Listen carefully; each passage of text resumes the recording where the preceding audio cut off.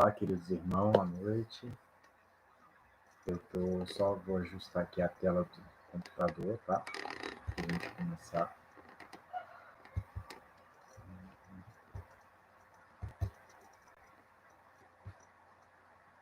Ok.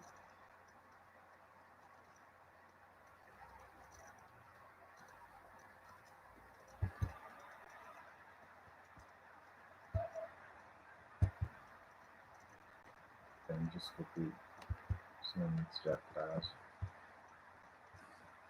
Deixa eu ajeitar aqui agora.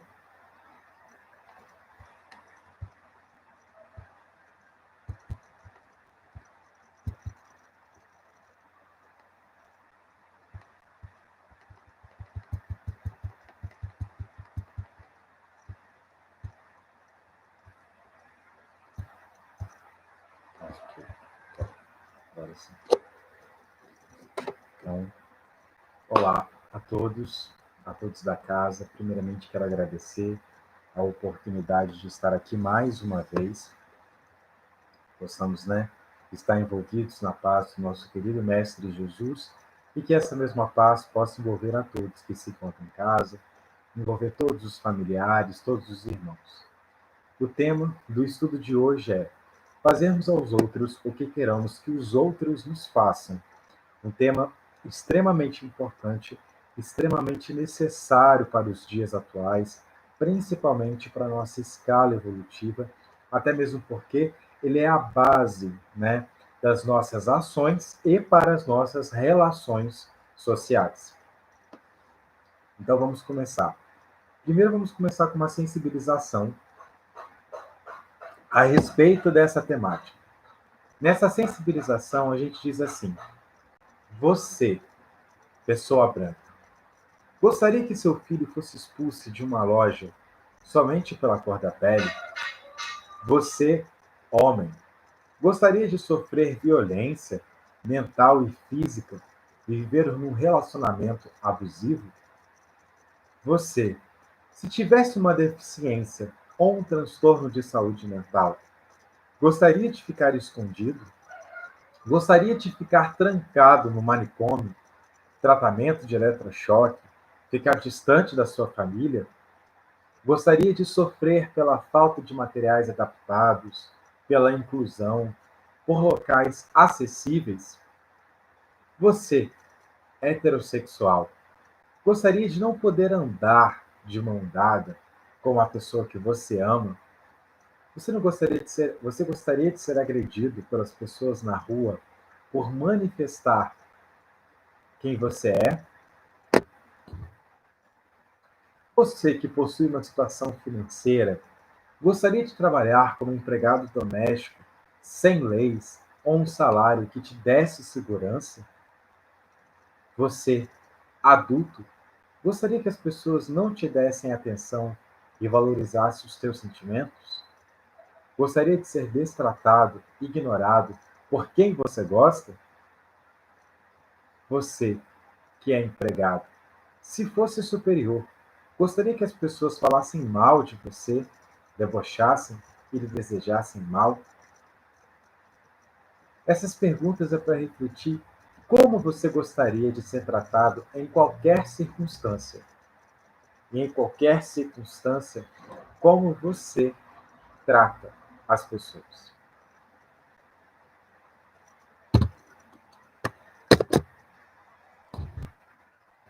Fazer aos outros o que queremos que os outros nos façam é uma regra de justiça, é uma regra de uma base social.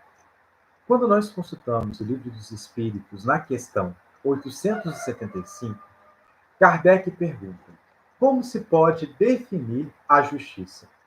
Por que é necessário a gente entender?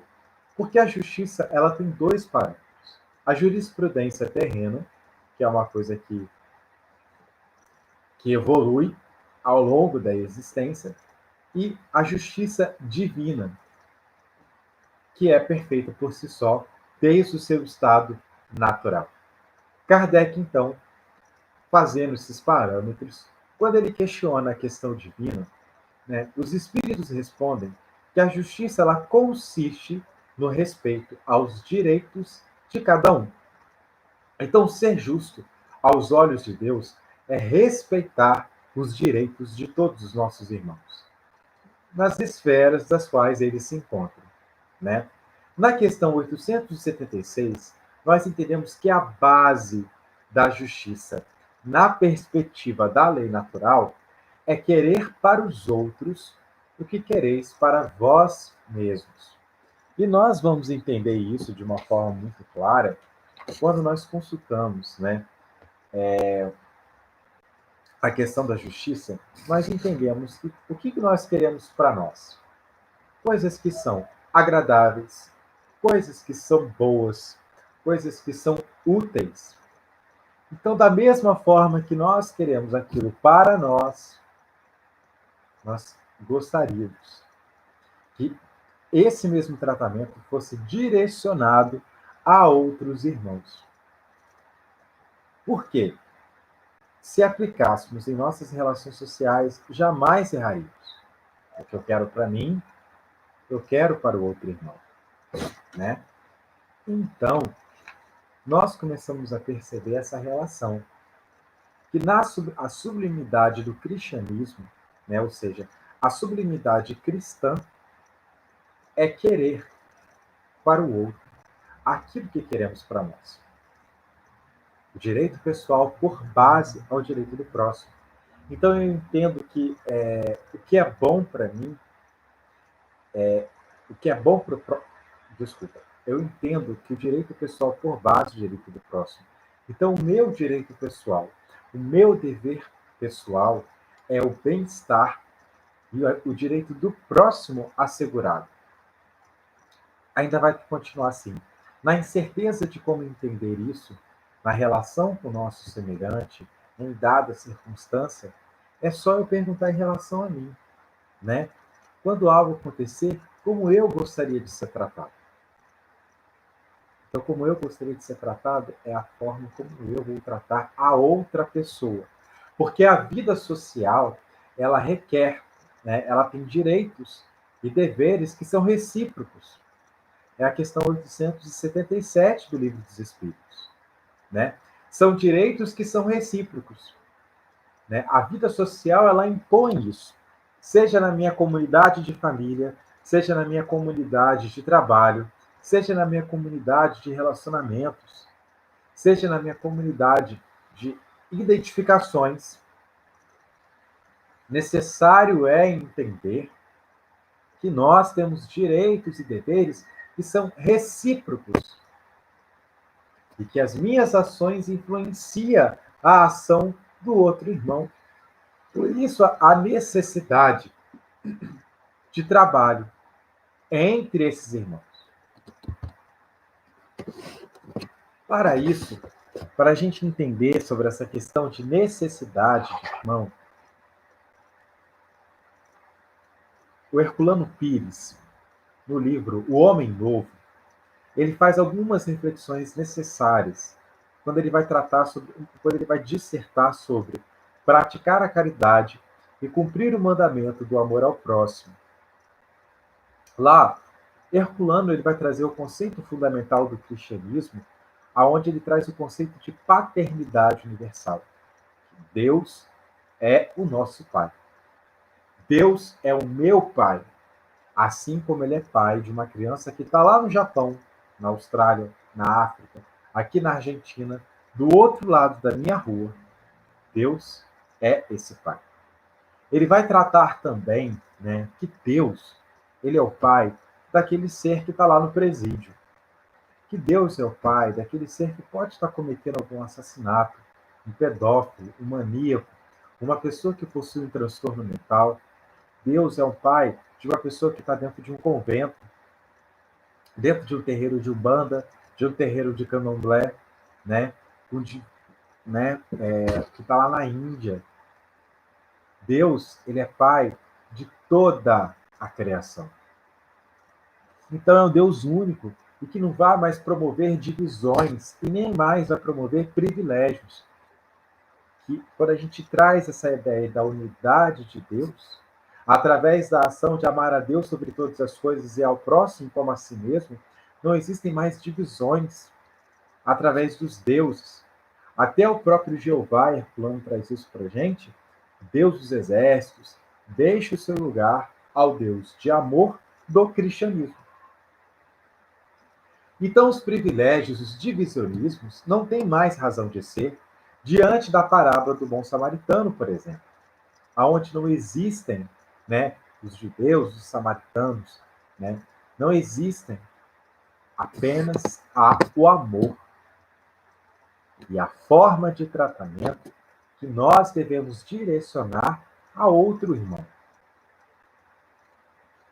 Por sua vez, né, em sequência, o Espiritismo ele vem dar cumprimento à promessa do Consolador para estabelecer a pureza do ensino de Jesus.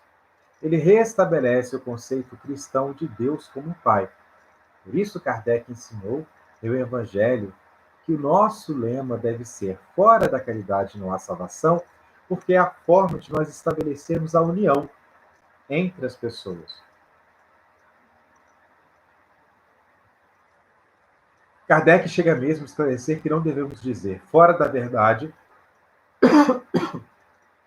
não há salvação, porque cada qual, interpretando a verdade a seu modo, esse lema serviria para perpetuar na Terra as lutas religiosas, que são a própria negação da religião.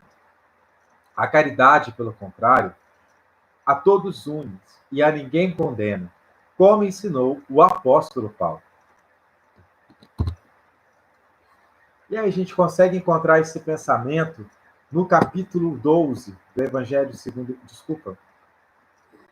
No capítulo 11 do Evangelho segundo o Espiritismo, amar ao próximo como a si mesmo, lá no mandamento maior, no item 4, quando Kardec vai fazer as referências às falas de Jesus no Evangelho, de amar ao próximo como a si mesmo, né, fazer pelos outros o que quereríamos que os outros fizessem por nós, é a expressão mais completa da caridade, porque resume todos os deveres do homem para com o próximo, né?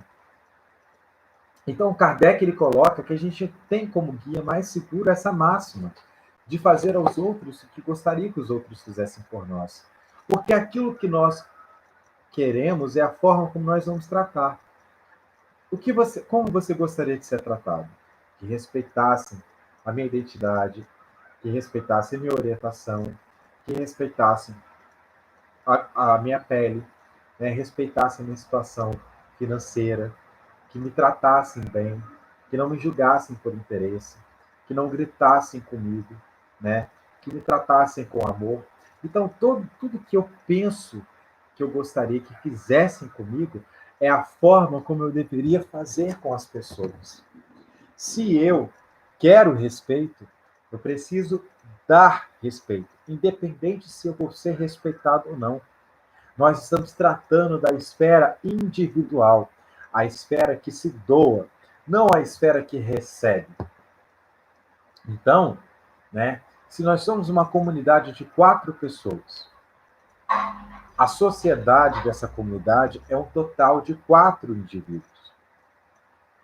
O Evangelho, ele diz para 4 pessoas. Ele diz sobre a esfera individual, aonde eu devo tratar bem as outras 3 pessoas que convivem comigo. O meu guia mais seguro é como essas 4 pessoas deveriam me tratar. Então, eu devo tratá-las da mesma forma, porque eu vou querer ser tratado de forma agradável, de forma boa e de forma útil. Por isso que a gente fala que o amor é a fusão da personalidade dos seres. Porque aquele que ama, aquele que atinge o grau da ideia de amor, ele vive pelas pessoas que estão à sua volta. Quando ele não recebe esse amor de volta, ele não entra em aflição porque ele sabe que o amor de Deus o sustenta.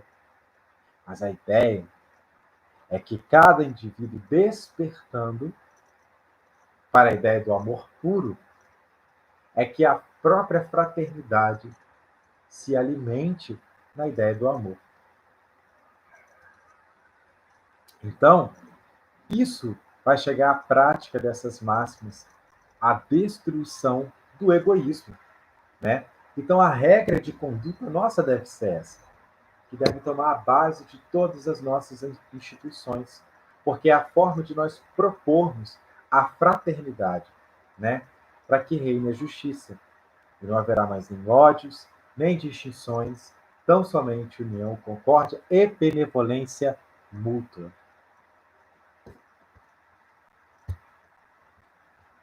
Então, algumas reflexões importantes que nós vamos trazer através, né, do livro As Leis Morais, do Rodolfo Caligares, quando ele vai falar sobre direito e justiça. A gente vai trazer as seguintes reflexões das quais. Primeiro ponto, é importante a gente pensar o que é justo. O que é justo pode se traduzir em conformidade com o direito, né? Então, se nós quisermos ser justos, nós temos que defender o direito do outro irmão. Isso tem que estar em conformidade, mesmo que vá contra o nosso interesse pessoal e o nosso direito pessoal. Porque muitas das vezes o nosso direito pessoal e o nosso interesse pessoal, ele vai estar fundamentado na nossa personalidade, ou seja, no nosso egoísmo. Por isso que a gente fala da abnegação. Da abnegação em relação ao próximo. Porque muitas das vezes as coisas que nós vamos fazer a uma determinada pessoa vai ser em detrimento dos nossos valores pessoais, não os valores morais. Então, a justiça, ela consiste na conformidade com o direito. Qual a melhor maneira de tratar o seu semelhante? Foi o que a gente já falou. A melhor maneira de tratar o seu semelhante é baseado na forma como você gostaria de ser tratado. Se você não gosta que as pessoas gritem com você, em nenhum momento, em quaisquer circunstâncias, por qualquer situação, eu devo gritar com alguém. Seja criança, seja um animal, seja uma pessoa. Se eu não gosto de cometer, se eu não gosto de ser agredido, que eu não cometa agressões com ninguém. Se eu não gosto de falar, se eu não gosto que falem mal das pessoas, falem mal de mim, pelas costas, pela frente, que eu controle os meus próprios pensamentos, quiçá falar com alguém, porque é a regra do bom proceder. Então, se eu não gosto de ser tratado daquela forma, que eu possa tratar as outras pessoas de outras formas, mais éticas, mais justas, mais amorosas. Por que é importante a gente entender isso? Porque o egoísmo ele acaba fundamentando as nossas relações humanas e principalmente o sentido de justiça, que é deturpado pela ideia das paixões. Se assim não fosse, na história dos direitos, a gente não ia encontrar que os direitos sempre favoreceram os ricos e os poderosos, os homens e os brancos, as mulheres, as comunidades negras, as minorias sociais, que estavam os marginalizados, a esse egocentrismo e a esse orgulho, eram os menos desfavorecidos, ou seja, os pobres e os fracos. Então, na história da humanidade, direito sempre foi sinônimo de privilégio. Né? A gente pode pensar na década de 70, 80, alguns, alguns, alguns marcos históricos antes, mas a gente pensar a nível de Brasil, né, com a Constituição Federal, a gente começa a ter o direito na perspectiva do resgate, da luta. A ideia dos direitos humanos, ele traz a ideia de resgate de luta. A Constituição Federal, diferente quando a gente tem um direito que vai determinar privilégios. Na década de 40, na década de 30, na década de 20, aonde o direito construídos por homens beneficiavam os homens. Direitos construídos por reis na época do absolutismo beneficiavam os reis. Pequenas comunidades, em vez de beneficiar a toda a população. Então, todo privilégio é contrário ao direito comum e à justiça. pensando na lei divina. Mas ainda sofremos algumas questões. Se a gente parar para pensar que pessoas que têm dinheiro ficam menos tempo nas cadeias de pessoas que não têm.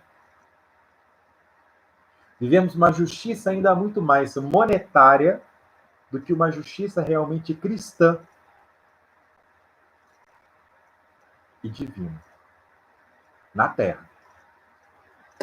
Na justiça divina, são, né, outras questões. Quando a gente fala de privilégio, por exemplo, o privilégio está extremamente ligado à personalidade, à defesa, está extremamente ligado à conservação da nossa personalidade. É o privilégio. Eu brinco muito quando a gente fala de privilégio, quando a gente lembra do banco do carona. É o banco mais confortável do carro. Né? Tem um banco do motorista que a pessoa está no ofício de dirigir. Atrás está todo mundo apertado. O carona está à vontade, tem uma visão ampla, tem ninguém ralando, encostando nele. E todo mundo tem acesso ao banco do carona. Ou geralmente aquela pessoa que se julga mais importante depois do motorista. A pessoa que senta no carona constantemente na dinâmica familiar ou na dinâmica dos amigos, ela cederia de muito bom grado às pessoas que estão atrás? Por que todos não podem, pelo menos uma vez, passar por esse banco na vida? Quando tratamos da esfera do direito, nós queremos ser sempre o carona, em detrimento de todos os outros aqueles que estão no carro, até o próprio motorista. Só para a gente então entender sobre a questão do que se é privilégio. Privilégio é conservação da personalidade. E personalidade é ruim. A permanência, a exaltação dela, né? Então, na questão 876, a gente percebe que o homem sempre se esforçou para que prevalecesse o seu direito pessoal em vez do direito do próximo. Nós estamos numa defesa que a sublimidade do cristianismo é defender, é pensar que a gente deve tomar o nosso direito pessoal. A base do nosso direito pessoal é tomar o direito do próximo. Aqui nós vamos encontrar que, né, ao longo dessa história, o homem foi tomando o direito pessoal em vez do direito do próximo. Então a gente percebe, né, conforme Mateus, no capítulo 7, versículo 12, que a verdadeira justiça está sintetizada na máxima: tudo que vos quereis que vos façam, fazei-os também vós a eles. Ou seja, o nosso modo de agir não deve estar baseado na jurisprudência de terrena, mas na justiça divina, ainda estaremos, né, longe com a verdadeira justiça se basearmos nos direitos da terra, que defendem determinados interesses pessoais, determinadas comunidades. E nós, como espíritas cristãos, devemos nos perguntar se nós estamos sendo privilegiados, se nós estamos sendo defendidos ou se nós estamos lutando pelos direitos comuns. Porque eu gostaria de ser tratado bem se eu estivesse em determinada situação. Daí consultamos a parábola do credor incompassivo, para a gente pensar um pouco dessa ideia. Aonde Jesus ele faz a semelhança que o reino dos céus é comparado a um rei que resolveu ajustar conta com seus servos. Ao fazê-lo, apresentou-lhe um que lhe devia 10.000 talentos. Mas como não tivesse com que pagar, ordenou o seu senhor que vendessem a ele a sua mulher, os seus filhos, e tudo que tinha para ficar quite da dívida. O servo, porém, lançando-lhe aos pés, suplicou-lhe: tem paciência comigo, que tudo te pagarei. Então, o senhor, compadecido daquele servo, deixou-o ir livre e perdoou-lhe a dívida. Tendo saído tal servo, encontrou um dos seus companheiros, que lhe devia 100 denários, e agarrando-o, sufocava-o, dizendo: paga o que me deves. O companheiro, lançando-lhe aos pés, implorou: tem paciência comigo, que tudo te pagarei. Ele, porém, não o atendeu. Retirou-se e fez que mantessem na cadeia até pagar a dívida. Vendo, pois, os outros servos o que tinha passado, ficaram muito tristes e foram contar ao Senhor tudo o que havia acontecido. Então, o Senhor chamou à sua presença e disse-lhe: servo malvado, eu te perdoei toda aquela dívida. Por que me vieste rogar para isso? Não devias tu também ter compaixão de teu companheiro, como eu tive de ti? E, indignando-se, o seu senhor o entregou aos verdugos até que pagasse tudo quanto ele devia. Assim também, meu Pai Celestial vos fará, se cada um de vós, no íntimo do coração, não perdoar a seu irmão. Mateus, capítulo 18, versículo 23 a 25. Essa parábola do credor incompassivo, ela nos traz reflexões muito importantes, né? Quando os reinos, quando Jesus ele compara o reino dos céus, quando Jesus ele compara o reino dos céus, né, a um senhor que vai quitar as dívidas dos seus devedores, somos nós, né, que reconhecemos os nossos pecados, principalmente nós que somos espíritos encarnados, né? Não negamos as dívidas que nós possuímos e que na própria oração do Pai Nosso a gente perdoa, a gente pede, né? Pai, perdoa as nossas ofensas, assim como perdoamos aqueles que nos têm ofendido. No entanto, quando nós estamos na posição de perdoar o nosso irmão, agimos com relação ao próximo de forma oposta, negando-se a desculpar e a tolerar quaisquer ofensas, por mínimas que sejam. Né? Isso é um viés, isso é importante a gente entender, dessa regra, né, dessa base da justiça, de fazer aos outros o que gostaria que eu vos fizesse, que é o viés do perdão. Né? Da mesma forma que o servo deveria ter perdoado o outro pelas dívidas, nós muitas vezes não agimos assim. Pedimos o perdão nas nossas orações, pedimos perdão a Deus quando temos acesso às culpas, mas quando alguém nos convida a ser perdoado, nós não perdoamos. Nós somos categóricos, nós somos cruéis, né? Nós listamos, nós apresentamos condições para exigir o perdão, sendo que Deus não nos dá condições nenhuma. Então é importante a gente entender essa reflexão a partir dessa parábola, que o perdão é uma, né, das principais ações que Deus espera de nós. Uma das nossas principais ações que Deus espera de cada um de nós. Justamente para que a gente consiga, né, exercer de uma melhor forma com os nossos irmãos. A gente vai consultar uma segunda parábola, que foi já até citada aqui, que é a parábola do bom samaritano. Nessa parábola, a gente vai dar destaque para duas personagens muito importantes, que é o homem caído e o samaritano. Em relação ao homem caído, a gente tem algumas perguntas que nos traz reflexões. Até mesmo porque o homem caído é aquele que a gente pode trazer na alusão à nossa vida, né, pessoal, que é aquele que cai em tentação, aquele que cai em pecado, né? Então a pergunta é: e se nós fôssemos o homem caído? Como que a gente gostaria que as pessoas agissem conosco? Vamos pensar as diversas vezes que nós já erramos no meio espírita e que tipo de tratamento nós recebemos.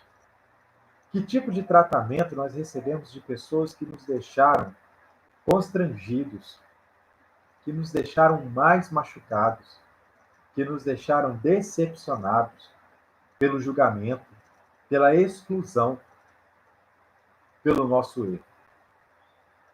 Da mesma forma que aquele homem que caiu, ele foi ignorado pelos sacerdotes, pelos homens do templo, pelos doutores da lei, que estavam ali e que tinham a religião de forma muito ortodoxa, mas ali estava muito clara a forma de tratamento da ignorância.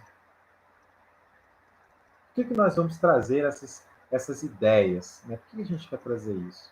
Para a gente se colocar no lugar que quando alguém cai ao nosso lado, a gente deve ter um tratamento diferenciado com esse irmão, justamente se a gente já caiu e a gente já percebeu como que é dolorido quando alguém nos machuca.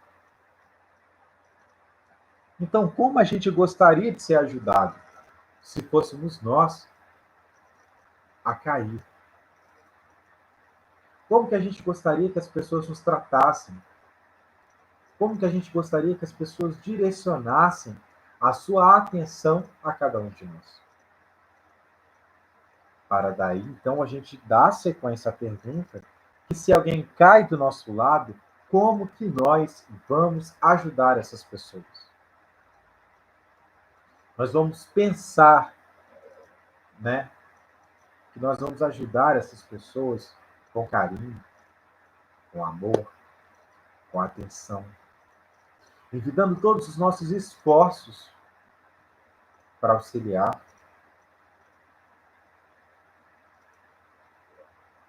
Então, como nos sentiríamos vendo pessoas passando por nós e não oferecendo ajuda? Então, como que nós, todos os dias, passamos por milhares de pessoas e a gente não oferece? Porque a gente está igual o coelho, né? Da Alice, desesperado, preocupado com o tempo, com a hora, com os afazeres, com as pessoas, com a nossa personalidade. Entende o que a gente quer trazer? Então, isso na reflexão do homem caído. E agora a gente vai falar na perspectiva daquele que é o samaritano, que auxiliou este irmão. Né?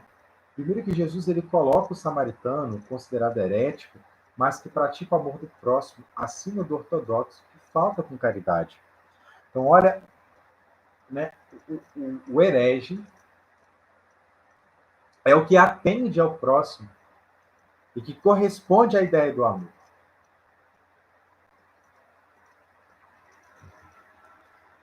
Um homem desprezível aos olhos dos judeus, tido e havido por eles como herege, um samaritano. E é incrível, aponta como modelo. Jesus aponta o samaritano como modelo, como padrão aos que desejem penetrar nos tabernáculos eternos. E aquele renegado sabia praticar boas obras, sabia amar os seus semelhantes.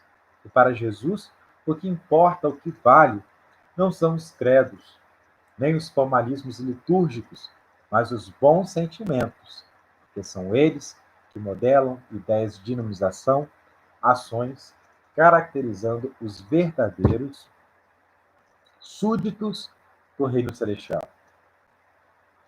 Kardec ainda vai tratar, né, no Evangelho segundo o Espiritismo, no capítulo 15, fora da caridade não há salvação. O que é preciso para ser salvo? Na parábola do bom samaritano, lá no item 3, ele vai trazer que toda a moral de Jesus se resume na caridade e na humildade. Isto é, nas suas virtudes contrárias ao orgulho e ao egoísmo. E é importante a gente entender que todas as bem-aventuranças que levam ao reino dos céus têm como caminho de direção o próximo. Bem-aventurados, disse os pobres de espírito, isto é, os humildes, porque deles é o reino dos céus. Então, para encontrar o reino dos céus, preciso é que se seja humilde com o próximo. Bem-aventurados os que têm puro coração, porque os que têm puro coração são os benevolentes, são os indulgentes, são os compreensíveis com o próximo. Bem-aventurados os que são brandos e pacíficos. Brandos no ensinamento, na condução com o próximo. Pacíficos às dificuldades do próximo. Bem-aventurados os que são misericordiosos às faltas, os erros do próximo. Amai o vosso próximo como a vós mesmos. Fazei aos outros o que quereríeis que vos fizessem. Amai os vossos inimigos, perdoai as ofensas. Se quiserdes ser perdoados, praticai o bem sem ostentação. Julgai-vos a vós mesmos antes de julgardes o outro. Então, todas as bem-aventuranças sempre são direcionadas no nosso tratamento do bem-estar do outro. E para isso, a gente precisa sempre da humildade e da caridade. Eis o que não cessa a recomendar do que do que dá ele próprio exemplo.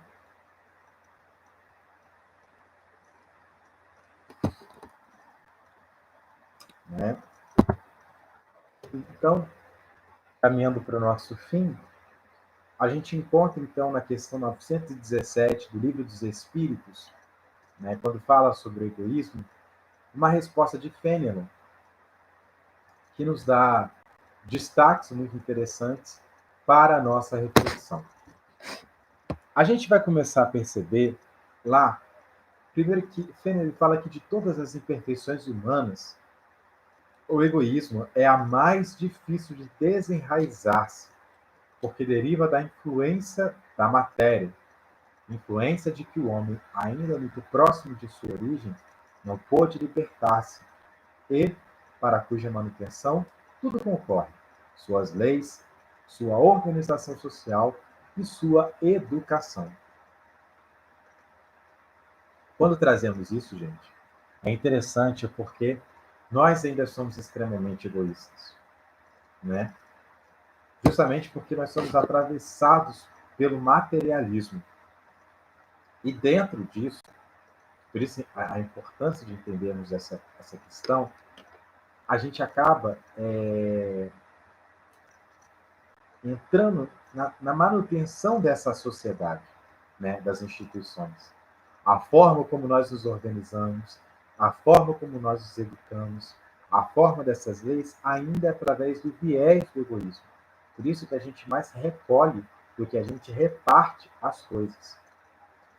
E Fenelon ainda continua dizendo que o egoísmo se enfraquecerá à proporção que a vida moral for predominando sobre a vida material. E, sobretudo, com a compreensão que o Espiritismo vos faculta o vosso estado futuro real, e não desfigurado por ficções alegóricas. Quando bem compreendido, se houver identificado com os costumes e as crenças, o Espiritismo transformará os hábitos, os usos e as relações sociais.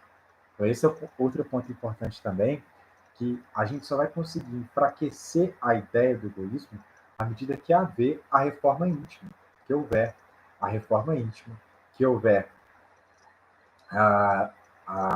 o autoconhecimento, que houver a prática da caridade, a ideia da fraternidade, e principalmente a ideia do futuro real. Porque a ideia do futuro real, eu entendo que os marcos que eu tenho aqui na Terra, as minhas posições, a minha profissão, o quanto que eu tenho na conta bancária, quando eu desencarno, não é nada. Lá eu volto a ser a natureza de espírito. É apenas uma roupagem necessária para o meu crescimento espiritual, para o meu crescimento necessário. Então, é extremamente importante entender, olhando o futuro ponto de vista, né, que eu não sou nada. O egoísmo ele assenta na importância da personalidade, né? Porque às vezes ele fala assim: você sabe com quem você está falando? Você sabe quem está dando a palestra para vocês aqui? Então a gente se coloca num patamar como se nós fôssemos insubstituíveis, porque a nossa personalidade ela é a mais importante de todas e ela não é. Ela é igual. né? Então o Espiritismo ele vem repetir e mostrar as coisas de tão alto que o sentimento da personalidade vai desaparecer. Porque o Espiritismo ele vem trazer a dimensão da qual nós estamos inseridos e que a nossa personalidade não é nada. Ela não está acima de ninguém. Então, ela vai desaparecer, né? De certo modo, diante da imensidade, destruindo essa importância ou pelo menos reduzindo as suas legítimas proporções. Ele necessariamente combate o egoísmo. Então, o choque que o homem experimenta do egoísmo dos outros é o que muitas vezes o faz egoísta por sentir a necessidade de colocar-se na defensiva, notando que os outros pensam em si próprios e não nele, ele levado a ocupar-se consigo mais do que os outros. Então a gente começa a viver também uma questão que, sendo eu atacado, eu também irei atacar. Sendo eu traído, eu também irei trair. Sendo eu machucado, eu também irei machucar. Porque é o egoísmo, né, que está sendo reverso naquele momento.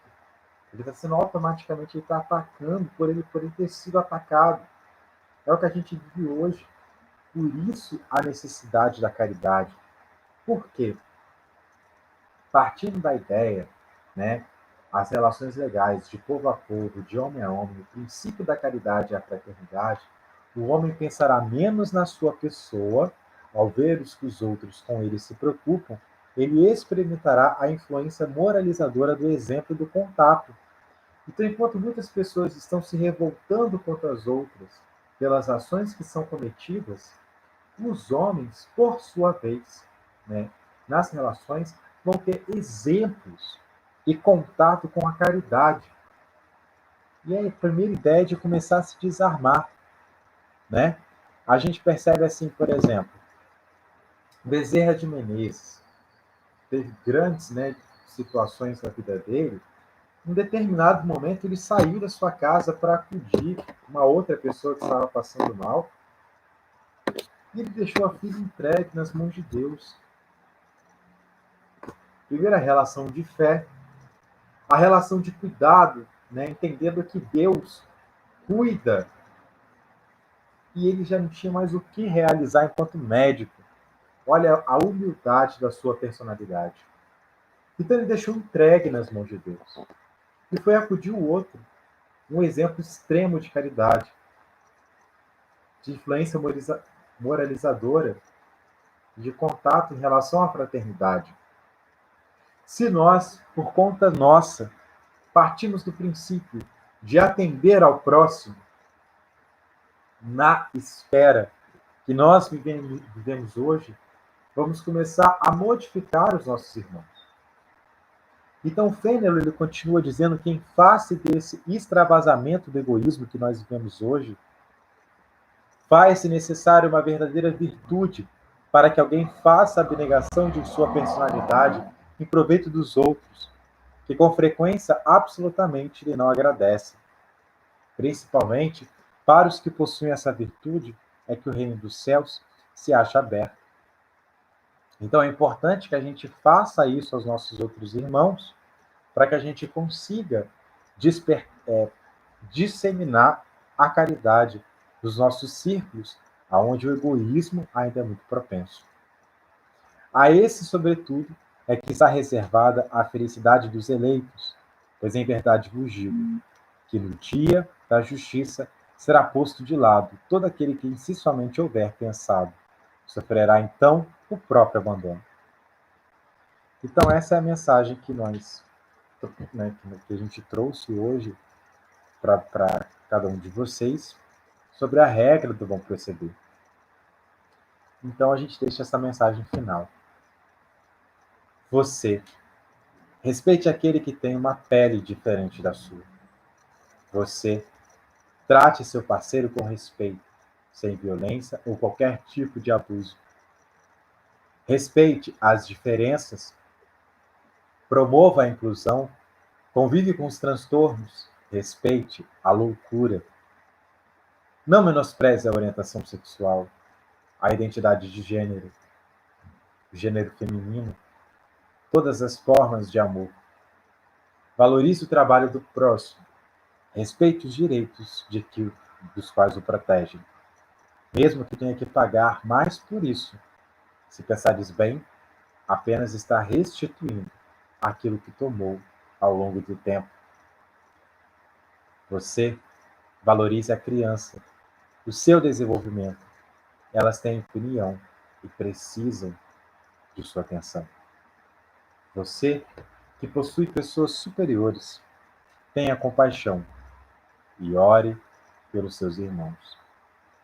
Somos todos irmãos, filhos de um único Pai, independente da posição que ocupamos na experiência terrena, devemos amar uns aos outros e fazer a eles o que Deus faz por nós sempre: o amor. Muito obrigado, irmãos, que possamos estar envolvidos na paz de nosso querido Mestre Jesus. Muita paz a todos.